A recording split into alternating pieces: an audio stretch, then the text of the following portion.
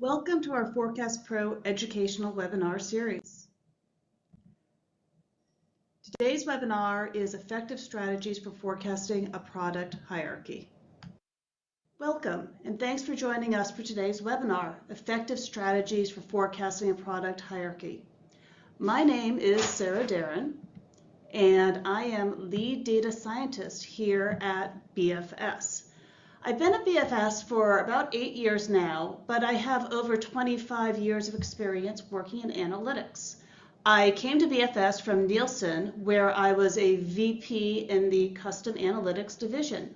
In that role, as well as here at BFS, I've had the opportunity to work with a lot of different industries and with a lot of different clients.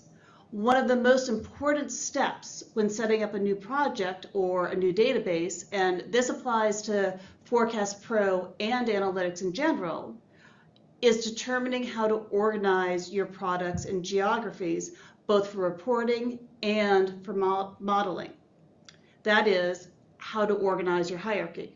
So I hope that this webinar proves helpful for you both when you are setting up your hierarchy and using hierarchical modeling in Forecast Pro and when you're organizing data outside of Forecast Pro. We will begin the webinar shortly, but first, some logistics. The webinar presentation will take about 45 minutes, and we will save time at the end for Q&A. During the webinar, you can submit questions at any time using the Q&A and chat functionality in the webinar. So submit the questions as they come to you, and we'll be monitoring these questions throughout the webinar, and we'll compile a list to address at the end of the presentation. We will also be taking questions submitted during the Q&A session itself. If we do not get to your question, please expect an email response to your question at the conclusion of the webinar. We will also be recording this webinar, and we will email you when a link to that recording is available. The recording will be posted both on our website, forecastpro.com, as well as our YouTube channel. So with that, I am going to turn it over to Eric to kick off the webinar. Thank you, Sarah. My name is Eric Stellwagen. I'll be the co-presenter today. I am, as the slide says, the CEO and the co-founder of Business Forecast Systems, the company that does Forecast Pro. And I've basically spent my entire professional career in the area of business forecasting. I got started in 1984 at an engineering company in Cambridge, Mass, basically doing forecasting applications, software, and consulting for the electric power industry.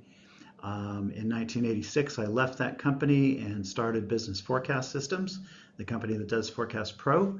And we developed the software and have been servicing the business forecasting community ever since. I've also been involved in the International Institute of Forecasters, which is the primary academic society in the field of forecasting. I've been very involved with their conferences, a lot of their practitioner outreach programs, and I did serve on their board of directors for 12 years. And I am currently also on the practitioner advisory board of Foresight, which is their practitioner journal from the same organization. So today we are going to be looking at how to effectively forecast a product hierarchy. This is sort of a roadmap of how we're going to spend our time for the next hour or so. We're going to be looking at some basic concepts. What is a hierarchy? How do I construct it? What are some of the considerations and best practices when organizing my data for forecasting? A big part of the webinar will be considering different ways to reconcile forecasts.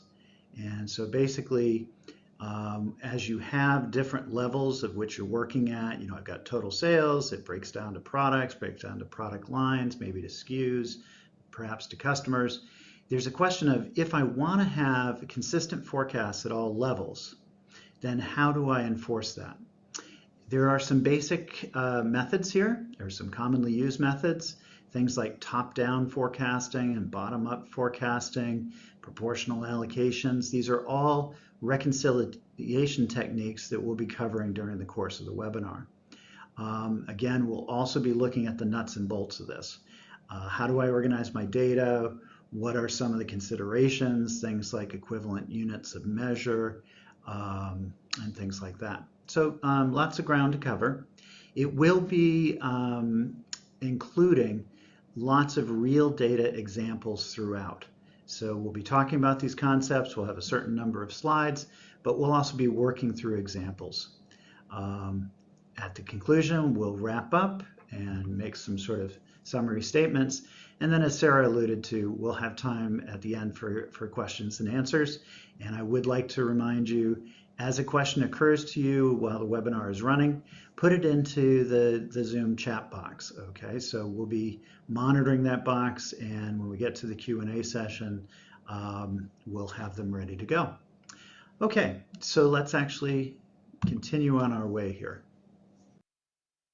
The first thing I want you to consider is, how can we break down the data that we're working with? In other words, what are some of the attributes that are going to be important as we look at our data? One of them is going to be geography, okay?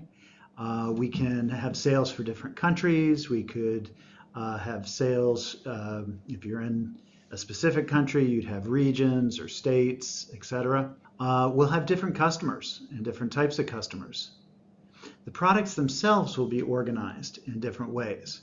So I'd have, my products might break down to product lines or product families, specific products, product configurations, etc. So you can sort of think of these different types of attributes and which ones do we need to forecast and how do we want to organize our hierarchy. Let's actually start with an example. And the example we're going to use comes to us from the beer industry. And so if we're working for a brewery and we need to generate forecasts, there's a question of what sort of hierarchy are we going to set up. And you can see we've got total sales of beer. That breaks down into different brands. Okay, so maybe we have our flagship brand, and maybe we've got a light beer, or maybe we've got a wheat beer, or what have you, that are different brands. We sell to different markets. We sell to consumers through grocery stores and liquor stores. So we have a retail market. We also sell to bars and restaurants, and the distribution there is going to be different. And maybe even some of the products that we're doing is different as well. If we concentrate on the retail, then how does the different offerings break down from total retail? Well, one would be packaging type. Are we selling beer in cans? Are we selling it in bottles? What are the different, again, packaging types that we have?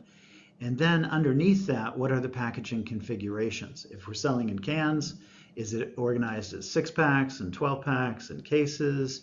What different size bottles, things like that. At the lowest level, we have these packaging configurations. And this is kind of an important concept when considering a product hierarchy, which is, what is the lowest level that you need to forecast for?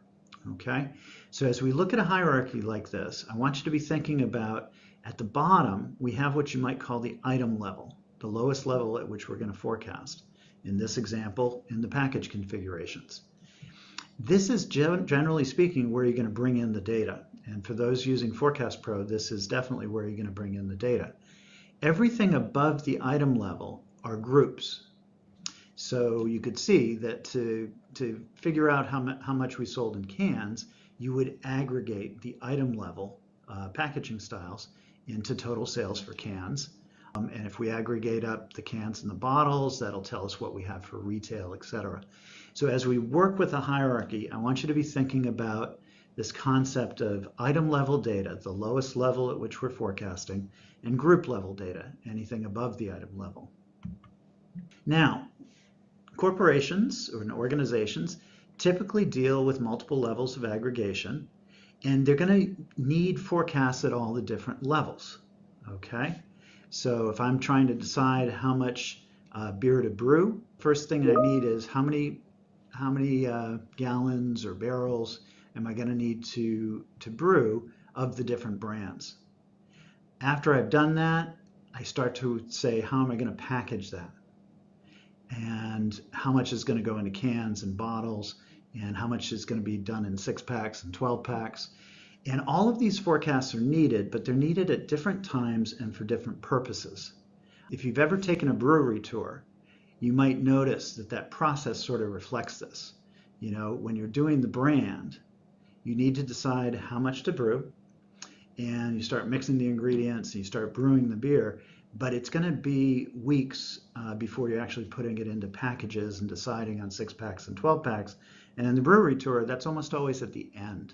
You know, there's a conveyor belt, and all the cans and bottles come flying down a ramp and are packaged at the last moment before they go off into the market. And it's organized for that for a reason. I don't need to forecast demand for how many 6-packs versus 12-packs until the last minute. And by doing it at the last minute, I remain more flexible. On the other hand, I do need a total brand forecast well before I do the packaging. So as we're looking at the different levels of our hierarchy, the forecasts are used for different purposes. So the item level forecasts, we're driving production, purchasing, inventory control. Short horizons or short term forecasts are most important. If I'm planning production, I'm probably interested in knowing, you know, what do I need for the next 4 to 6 weeks, okay? And I have a lot of decisions to make and lots of items to work with. If I'm working higher up in the hierarchy, you know, what's total sales for a given brand? That's kind of different. I'm interested in longer term horizons. You know, what are we going to sell for the rest of the year and maybe next year? How does marketing initiatives and promotions impact, you know, this brand level sales? So as you work your way up the hierarchy, the kinds of forecasts that are being created can differ, and what they're being used for definitely differs. If we get all the way up to the top, you know, total sales of beer for the entire organization, now we're really thinking big picture. Do we have enough capacity? You know, our brand, our brewery is getting more and more popular, and we're thinking about moving into additional territories. Do we have the production to do that? So now we're looking at what are our sales going to be over the next couple of years. We're up in the boardroom making sort of big picture decisions that are all being driven. But as we look at that hierarchy that we on the previous slide, this is the kind of questions and the kinds of considerations that you should be thinking about.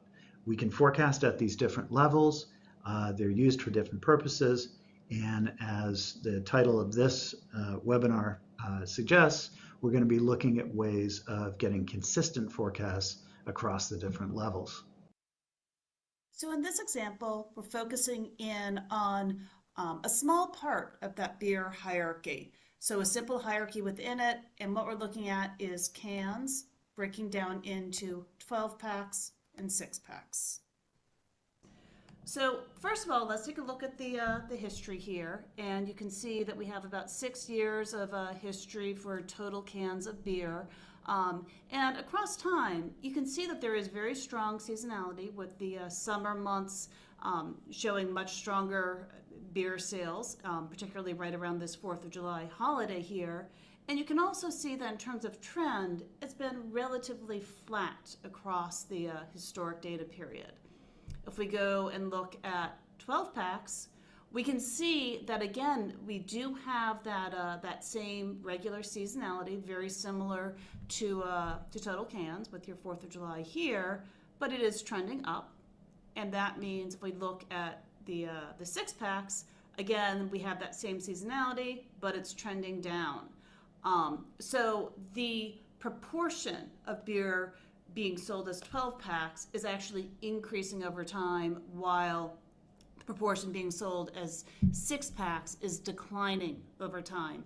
And that is a dynamic that we're going to want to make sure that our forecasts also reflect.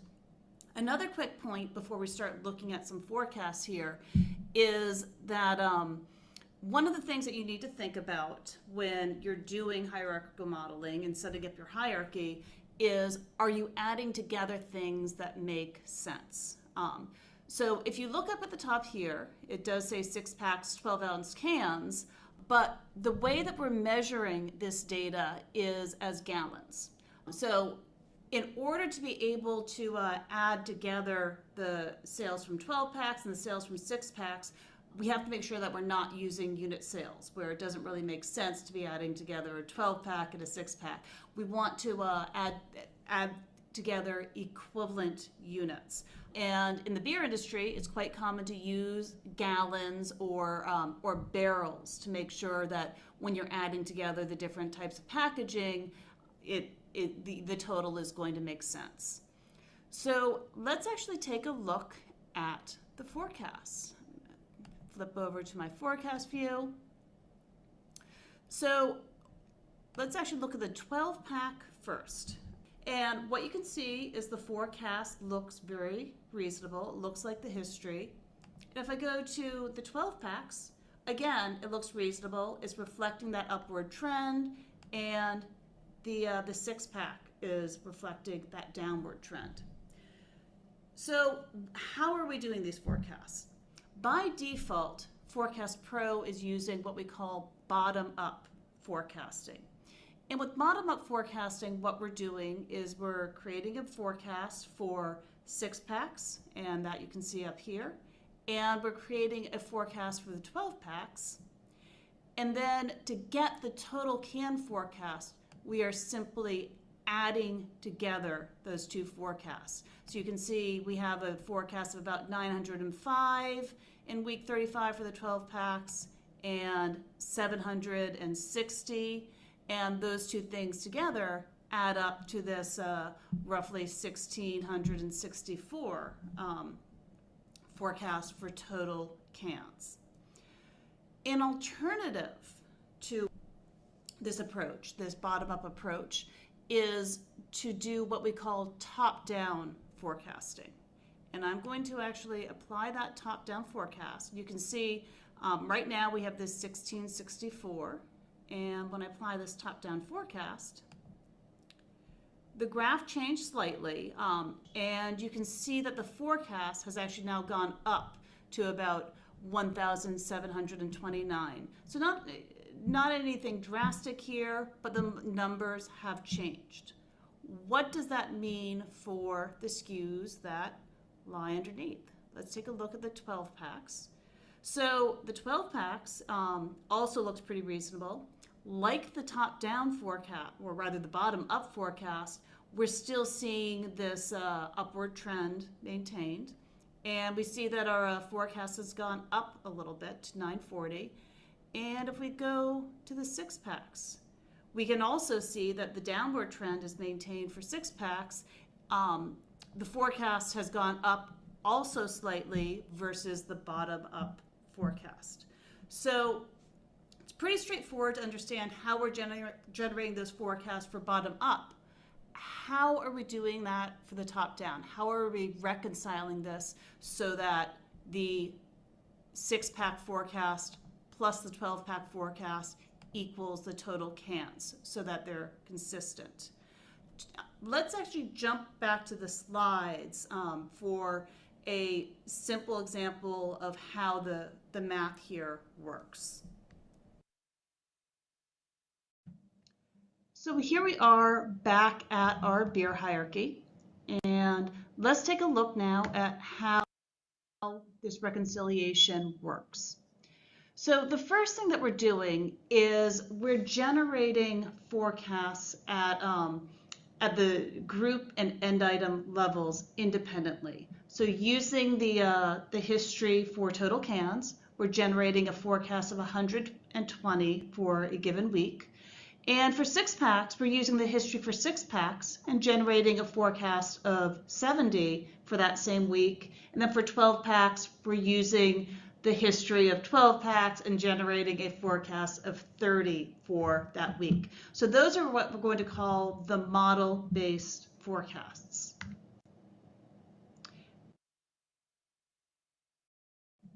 And when you look at these numbers, you can see that there clearly is a problem here because 70 plus 30 does not equal 120. And as we've talked about, organizations require consistent forecasts. So when we add up the forecast across the hierarchy, we expect the group totals to be equal to the sum of the items that are comprising that total. So we need to figure out how to reconcile these model-based forecasts so that is the case.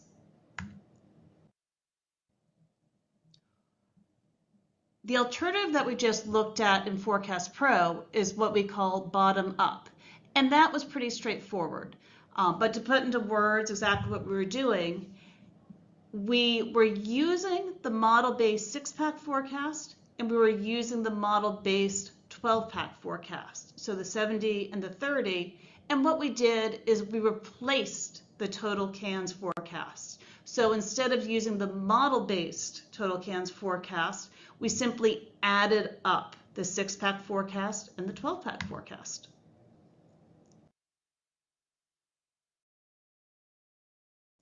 So that again is a good approach to reconciliation. The alternative that we started to look at in Forecast Pro was what we call top-down reconciliation. And while we saw how the forecast shifted, we didn't get into the math of that quite yet. So let's get into the math now. So what we're doing with top-down is we're starting with the group level model-based forecast. So the 120 that we have here. And then for the items that comprise total cans, so 6-packs and 12-packs, we need to come up with forecasts that are reconciled. We need to come up with forecasts where when we add them up, it sums to 120.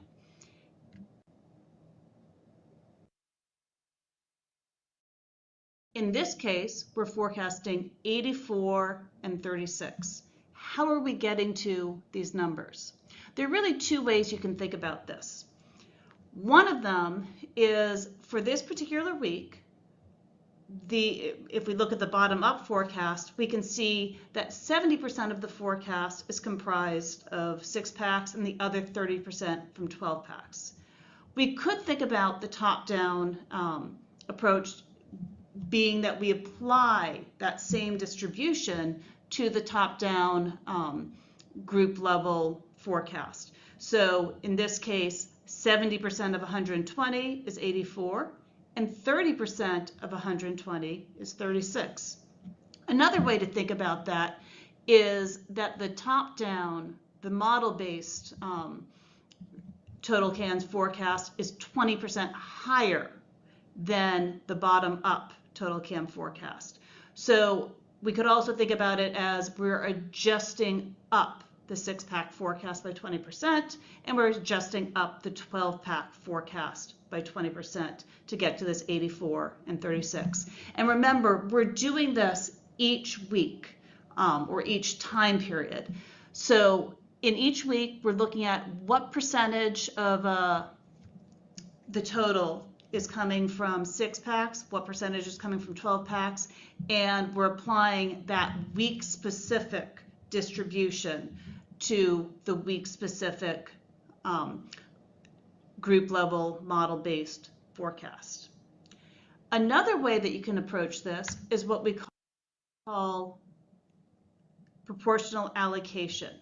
So with proportional allocation, we assume that the proportion of 6-packs and the proportion of 12-packs is the same across time, so it's not changing, and we apply that, that constant allocation across all time periods. So for example, if we wanted to assume that 50% of demand was from 6-packs, 50% of demand was from 12-packs, we would just split the model-based total cans in half.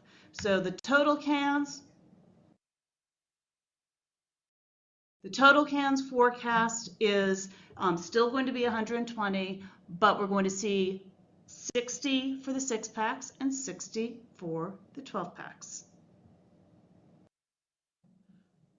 Okay, so now that we understand how the different reconciliation strategies work, there's a question of which ones you should use in a given circumstance. So let's think about that a little bit.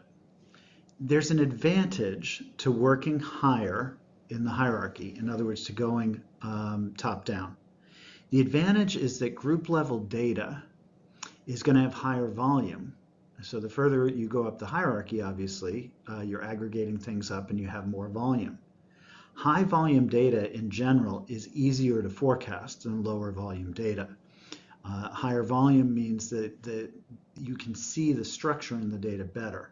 So things like seasonal patterns and trends are more pronounced with high volume data than they are with low volume data. This argues for a top-down approach. On the other hand, you can go too high, okay? There's a question of when you aggregate two things together, are they similar enough in terms of their structure that adding them together makes sense and pronounces the structure that exists? Or if they're really different, then you should not add them together, because if the structure is different, then you're going to need to have different statistical models to capture the different structures. So it's a little bit of an apples and orange problem. I want to be able to work higher up in the hierarchy, but I don't want to go so far that I'm adding together things that have very different behaviors. And lastly, there's this question of proportional allocation. If something is not changing in time, then it's easier to count it rather than to forecast it. So if I'm forecasting a running shoe, it's true that I need a forecast for size 10 and size 10 and a half and size 11. And it's true that I could forecast based on sales of size 10 running shoes and size 10 and a half running shoes, but I'm not going to do it that way. Why? Because the size of runners' feet is not changing rapidly in time. And I can use a size chart to determine, I can forecast sales for the running shoe as a whole, and then break it down to sizes using a size chart. And at a shoe company, often size charts are revised every 5 years because the sizes do change a little bit in time, but it doesn't warrant having to work with the actual size data. Another example would be, consider a manufacturer who's creating some finished goods, and they have a bill of materials, a computer, a laptop. I'm not going to forecast at the component level. I'm going to forecast at the laptop level, and then I'm going to use a bill of materials, which it basically tells me how many components of each type do I need to build my laptop. Okay, so again, main point of the reconciliation, choosing a reconciliation approach is, first of all, if things aren't changing in time, consider a proportional allocation. If things are changing in time, then how high up can I go to take advantage of higher volume, more structure, without going too high? Okay, so let's consider this in using our beer hierarchy example. So buying beer is actually something that I have done in my lifetime. So my part of the country, I would go into a liquor store, and let's say I want to buy a 12-pack. So before I go into the store, I know I want to buy a 12-pack. I tend to know I like bottles. I know the brand I want to buy. It's kind of an interesting, from a consumer point of view, I know exactly how this purchase is going to go.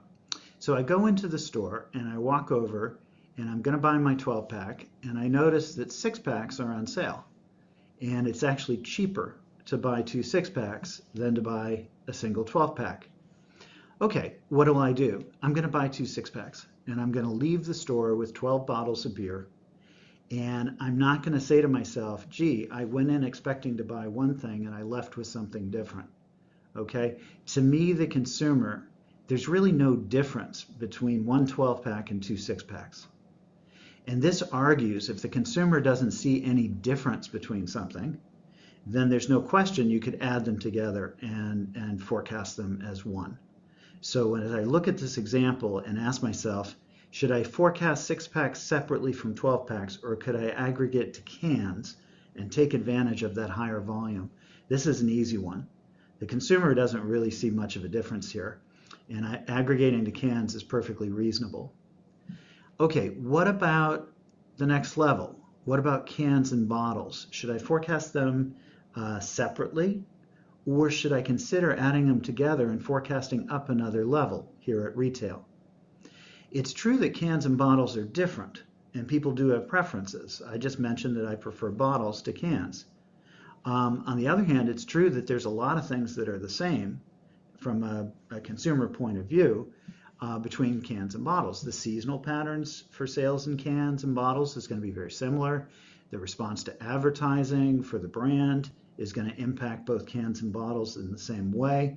Probably the pricing strategies are very similar. There's a good argument to be made that sales in cans and sales in bottles are very similar, and going up to forecast top-down from retail would be quite reasonable. What about retail versus commercial?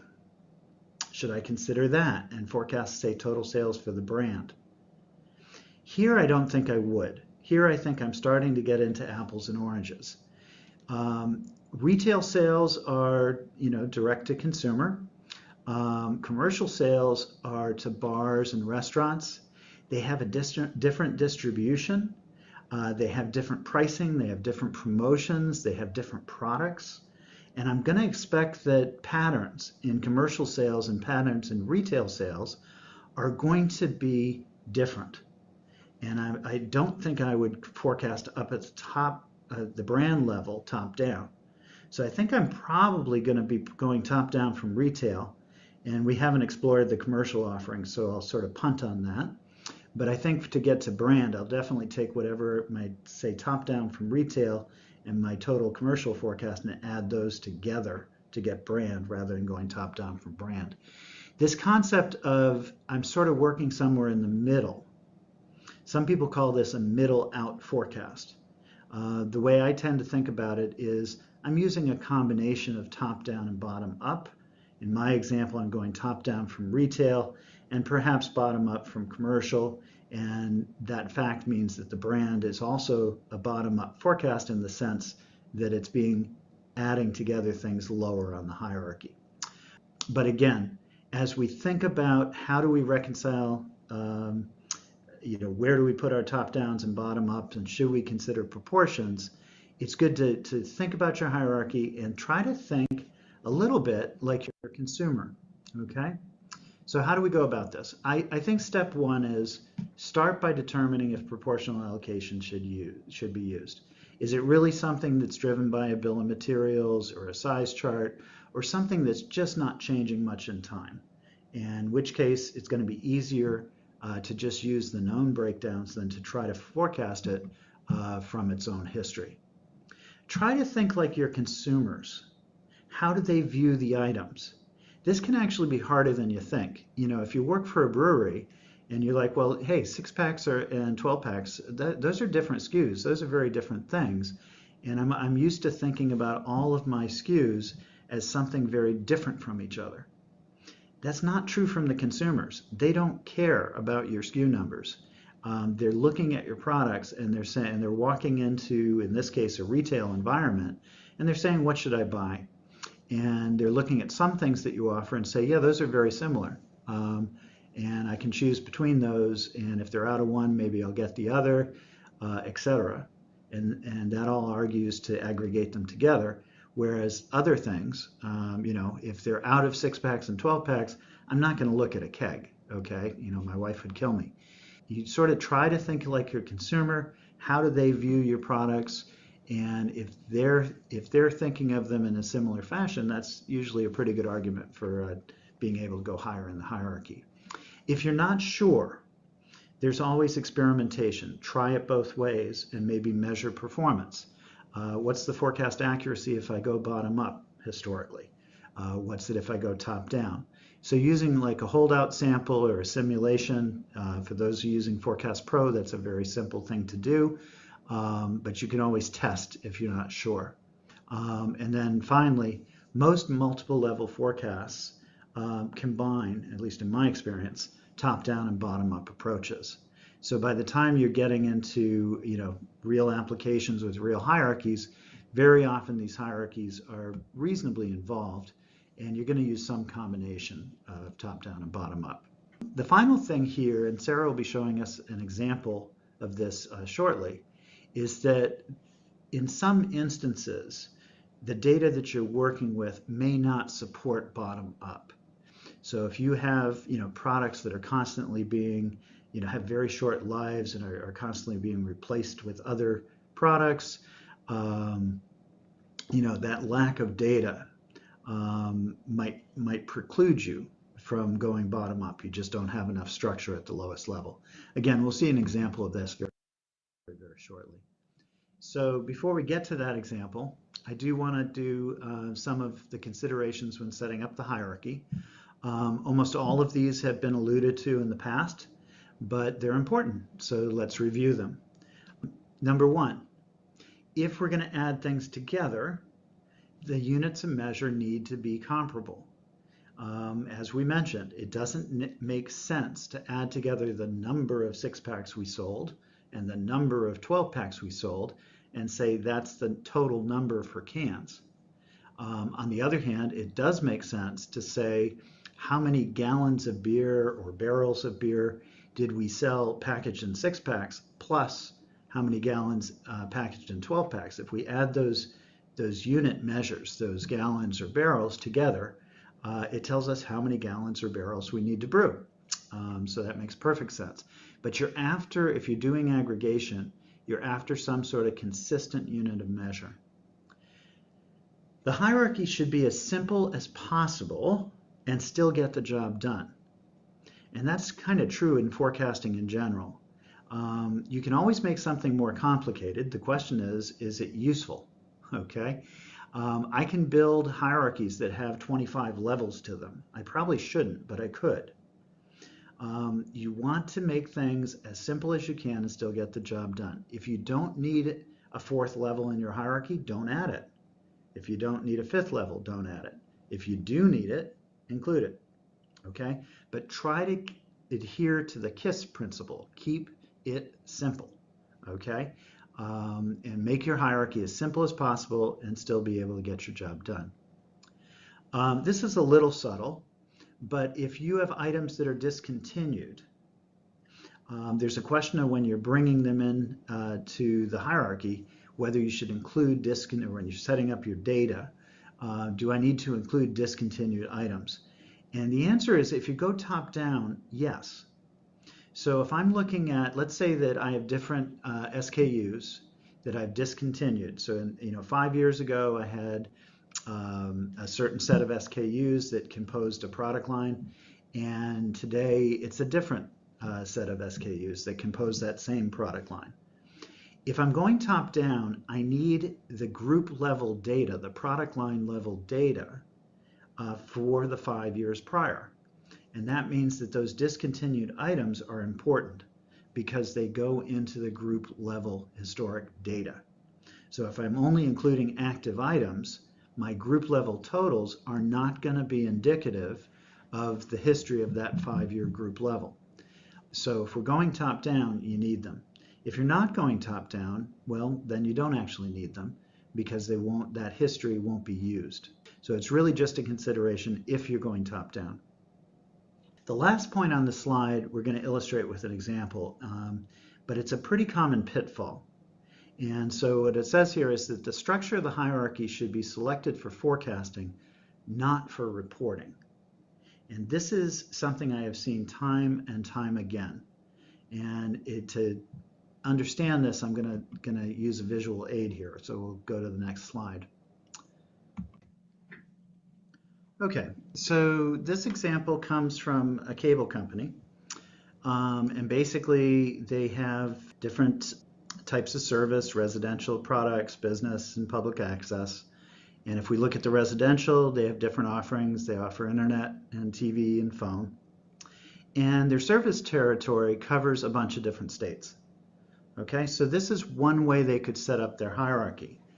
And this was a company I worked with, and we actually went over to a flip chart and we drew out this hierarchy.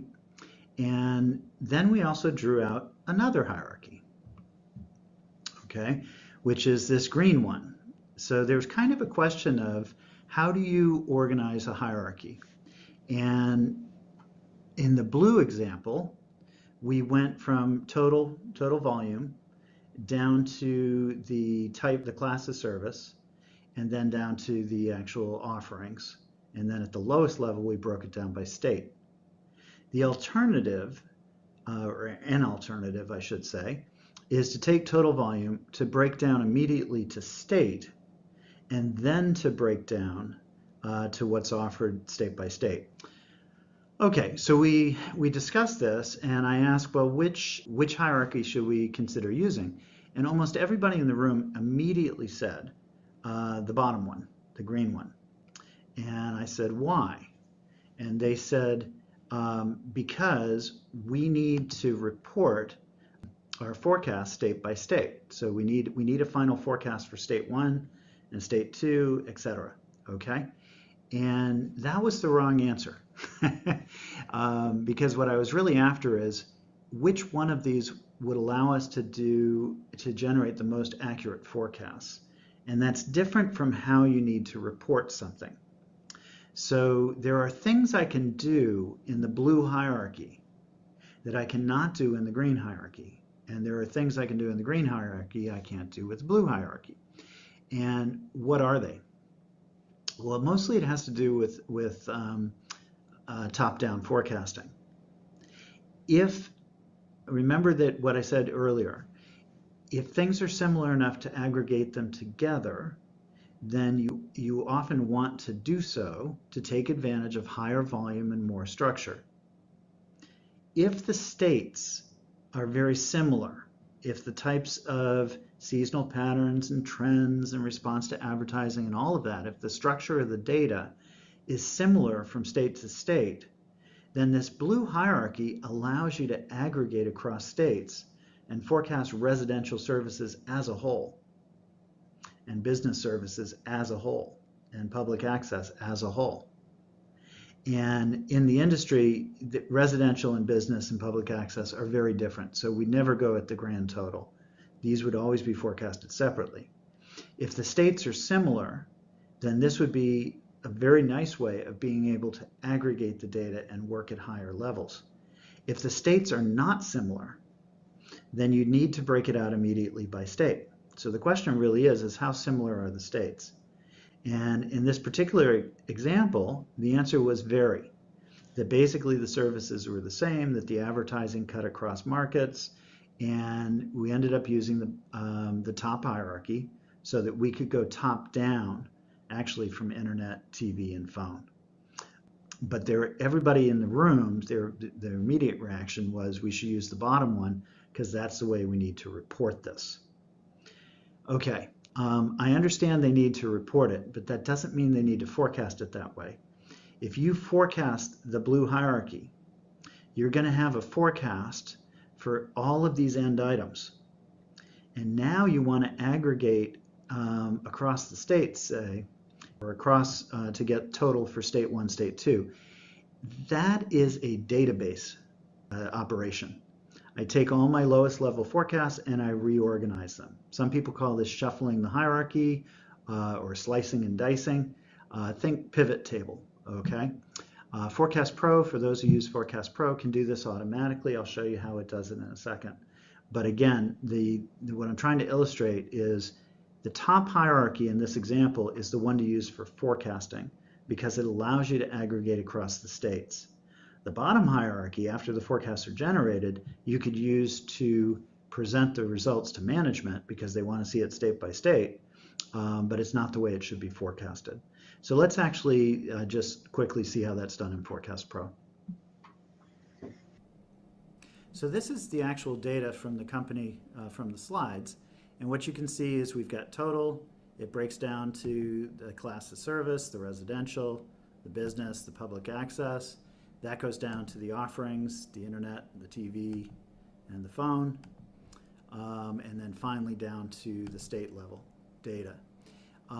So in the example, as we noted, the states were all similar enough that they should be forecasted together, top down, and to take advantage of that higher volume. In actuality, the services offered, internet, TV, and phone, are different enough that the company went top down from this level. Okay, and I'm going to go ahead and put a top down flag on that. And right now, the internet services across all 5 states are being forecasted top down.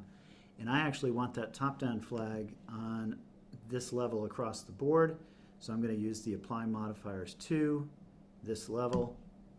And that will put a top down flag and therefore forecast at this level top down across the board. And this is what the company actually did.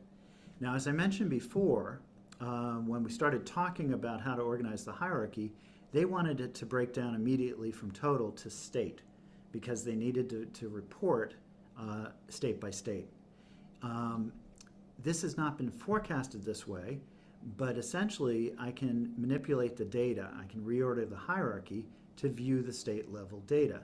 And that's also what they did when they wanted to do reporting. So what I'm going to do is to reorder the hierarchy. In Forecast Pro, that's just built right into the product. I can just say reorder.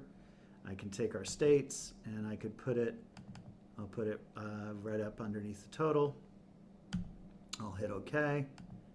That'll reorder it, and what you'll see is that the total now breaks down immediately to state totals. And if I drill into the state totals, I can find the classes of service and eventually the individual offerings. So this is how they wanted to report it. On the other hand, we forecasted it using the other hierarchy.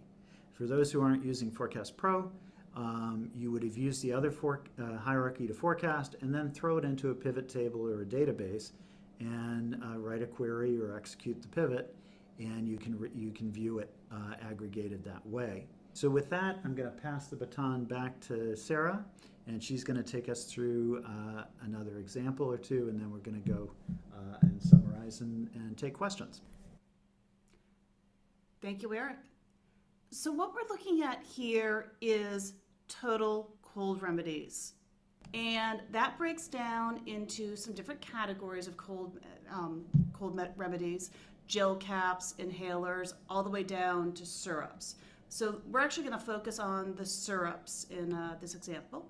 Syrups breaks down into flavored and original SKUs, and then we get to the end item level. So we have a bunch of different SKUs, different sizes of flavored cough syrup and of original cough syrup. So if we look at the syrups at a group level, the history, this green line here, is clearly pretty seasonal. So as we go into the fall and winter season, we're definitely seeing an increase in overall cold medicine consumption, and that makes a lot of sense. But as we go into the SKU levels, we see a lot of short data histories. This one down here has only 2 points, and a lot of discontinued items as well. So there are a lot of SKUs coming in and out of this this cough syrup group. And there's not a whole lot of structure to this data, which, as Eric mentioned, can be very problematic. And very often, if you don't have enough structure at that end item level, it's going to make sense to use to model your data at one of the group levels and use some top-down modeling. So before we take a look at how top-down works here, let's actually take a look at how the bottom-up approach is working. So I'm going to go ahead and put in the forecast. And as you can see, a flat line forecast, which when you only have 2 data points is exactly what you would expect. So we have a lot of flat line forecasts coming out of here. And that means when we add up all those flat line forecasts, we get a relatively flat group level forecast. So this is a really terrible forecast for cough syrups. It doesn't reflect any of that seasonality. So it does not make sense to be modeling this data at that end item level, at that SKU level. There's simply not enough structure in the data to support it. So what we're going to do instead is we're going to model at a higher level. With cough syrups, does it make sense to aggregate these SKU levels? It really does. If you think like a consumer, a lot of these different SKUs are pretty interchangeable in the consumer's mind, and these they're all going to respond to pricing together. They're going to have the same seasonality, so it really does make sense to group them together into syrups. What about going higher than syrups? Does that make sense? Not really, because the reason that you're buying a cough syrup is very different than the reason that you're buying an inhaler. They're not really interchangeable in the consumer's mind. So this is really going to be the best level for forecasting. So let's see what happens when we apply our top-down modifier here. And you can immediately see that we now have what looks like a really good forecast. It reflects the seasonality that we expect. The forecast looks relatively similar to the history. But even more importantly, as we go down to the end item level, we start seeing that the forecasts for the SKUs are also dramatically better. Before we had a flatline forecast for this SKU, which made no sense, but we simply had less than a year of history, and now we have a very reasonable forecast. So this is a really good example of how using top-down modeling can really dramatically improve your forecast accuracy. So let's go back to the slides and wrap up. So we hope you found this webinar very useful, and just to summarize some of those key points. Many organizations forecast hierarchical data and require consistent forecasts. That is, we need to make sure that the item level forecasts add up to the group level forecasts. And getting there, you want to define a hierarchy that enables accurate forecasting. So we just saw Eric go through the cable example where for reporting, it made sense to have state at the top level, but not for modeling. So you want to define that hierarchy to generate accurate forecasts. And then in terms of supporting the organizational needs, for example, reporting at that state level, there are often a lot of tools to help you reorganize that the hierarchy for reporting. And finally, choosing the right reconciliation strategy can really drastically improve forecast accuracy.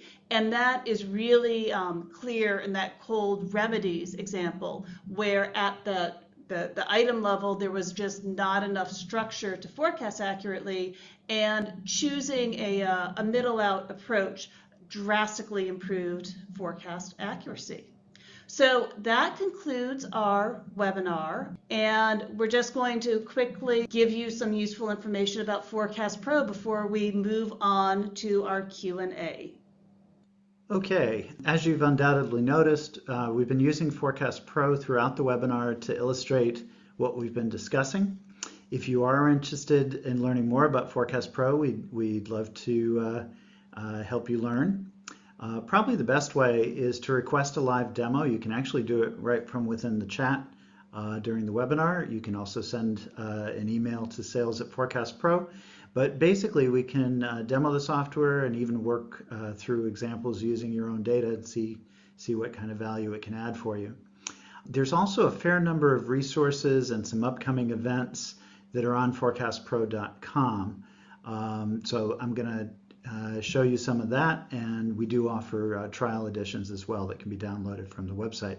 But why don't we flip over to the website, and I'll just bring to your attention a couple of upcoming events. Okay, so this is forecastpro.com. If you haven't visited our website before, I'd encourage you to do so. I want to just emphasize the resources that are available here under the resources menu. The webinars are all the webinars we've presented in the past. There's probably about 20 hours worth of educational webinars that are available here for on-demand viewing. We also have a blog which has a lot of interesting forecasting related educational postings. There's a YouTube channel with more videos, a LinkedIn community for those users out there, and some literature and white papers.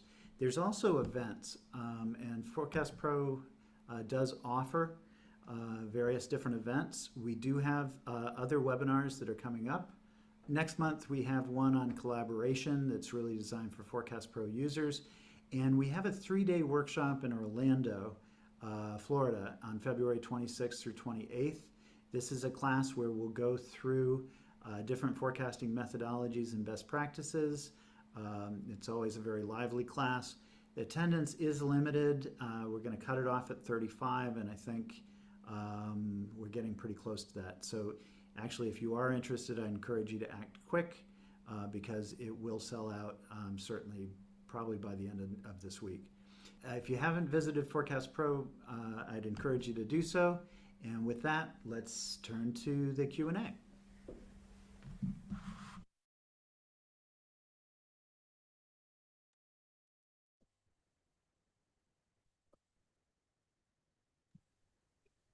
So Sabina, do we have questions that came in? Yes, we had a couple questions come in. I'll start off by the first one where they asked, does the model base consider previous periods actuals or the total history? So I think what that question is asking is what history is being used at the different levels of the hierarchy when we talk about model-based forecasts. So to clarify that, since model-based forecast probably is a term that is somewhat specific to our company, although we commonly use it. But what we're doing is when you read the data into Forecast Pro, at least, you're reading that data in at an item level. That item level history is what we're using to generate the model-based forecast at the item level. As we aggregate up into groups, we're aggregating the histories for the items within each group. It's that aggregated history that we're using at the group level to generate the model-based forecasts. So I hope that clarifies. If not, welcome to send a follow-up question and we can clarify further. Okay, other questions, Sabina? Yeah, so another question that came in, they asked, can you discuss more why the forecast where states are at the lowest level are better than when they're at the top level? Okay.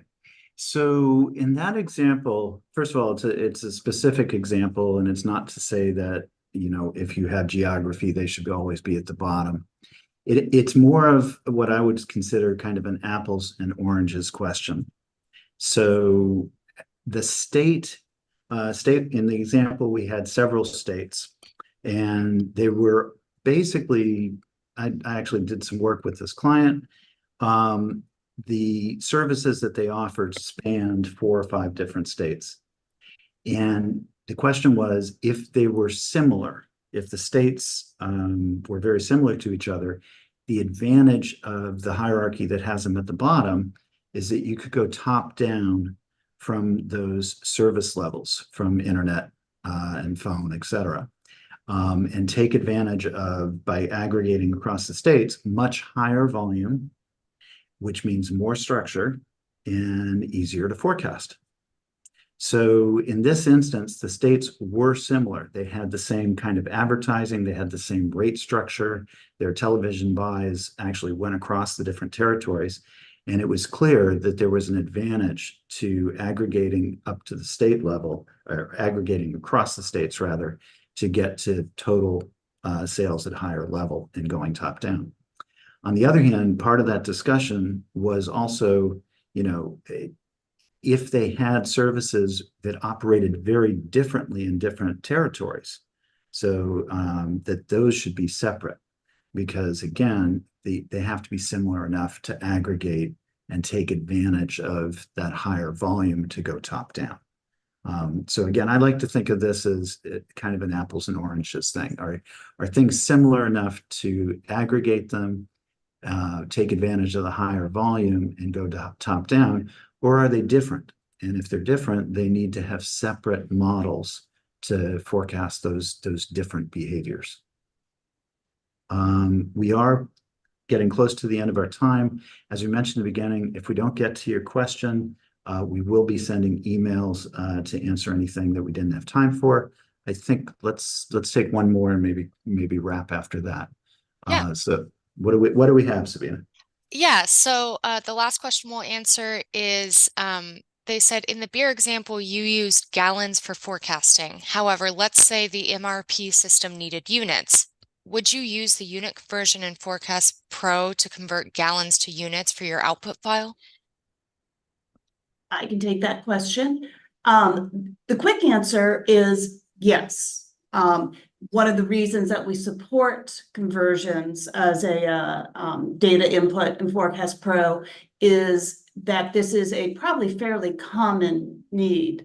But with that, there is the warning that if you're doing that and exporting data, you really should only be exporting it at that SKU level, at that item level.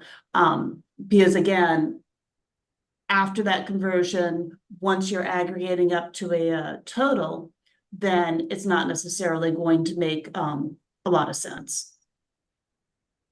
Okay. So again, if we didn't get to your question, you'll be receiving an email later today, and we'll do our best to answer. I want to thank everybody for joining us, taking time out of your day to attend the webinar. I hope you got some useful information from it, and we look forward to seeing everybody at a future event. So thanks again. Enjoy the rest of your day. Thank you. Thank you, everyone.